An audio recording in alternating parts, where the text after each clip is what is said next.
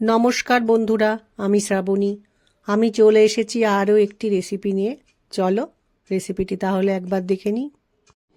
আজকের রেসিপি আলু ফুলকপি ভাজা। আমি আজকে যেভাবে আলু ফুলকপি ভাজাটা বানাবো, এইভাবে আলু ফুলকপি ভাজা রান্না করলে ভাত, রুটি, পরোটা সবার সাথেই কিন্তু বেশ ভালো লাগবে। এবার তাহলে রেসিপিটি শুরু করি। তোমরা যখন আমার ভিডিও দেখবে, ভিডিওটা পুরোটা দেখার অনুরোধ রইল। রান্নাটা বানানোর জন্য একটি ফুলকপি নিয়েছি।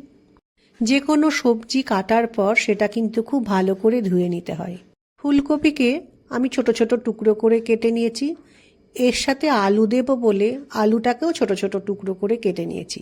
তোমরা চাইলে তোমাদের ইচ্ছে মতো কেটে নিতে পারো। রান্নার প্রথমে আমি একটা ননস্টিক প্যানে সাদা তেল দিয়ে নিলাম। তোমরা চাইলে এখানে সর্ষের তেলও ব্যবহার করতে পারো।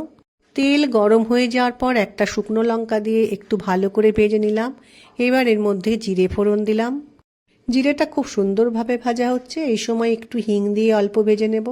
কেটে রাখা আলু তেলের মধ্যে দিয়ে একটু সময় ভালো করে ভেজে নিতে হবে। রান্নার এই সময়ে গ্যাসের ফ্লেমকে মিডিয়ামে রেখে রান্নাটা করতে হবে, যাতে আলুটা ভাজাও হয় অথচ পুড়ে না যায়।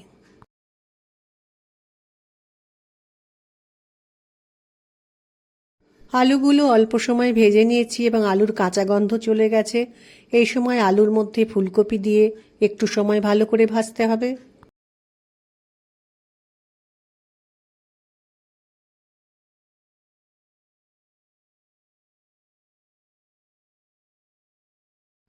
আলু ফুলকপি ভাজার এই সময়ে আমি একটু মশলা দেব। প্রথমে দিলাম পরিমাণ মতো নুন, এবার দিয়ে দিলাম হলুদ গুঁড়ো। একটু ঝাল ঝাল বানাবো সেই জন্য এখন একটু লঙ্কা গুঁড়ো দিলাম। পরিমাণ মতো জিরে গুঁড়ো দিয়ে দিলাম। মশলাগুলো দিয়ে নিলাম। এখন আমি ভালো করে আলু ফুলকপির সাথে আস্তে আস্তে মশলাগুলোকে মিশিয়ে নিয়ে একটু সময় রান্নাটা করব। রান্নার এই সময়ে গ্যাসের ফ্লেমকে লো করে রেখে আস্তে আস্তে কিছুটা সময় রান্না করলেই কিন্তু আলু ফুলকপিটা সেদ্ধ হয়ে যাবে।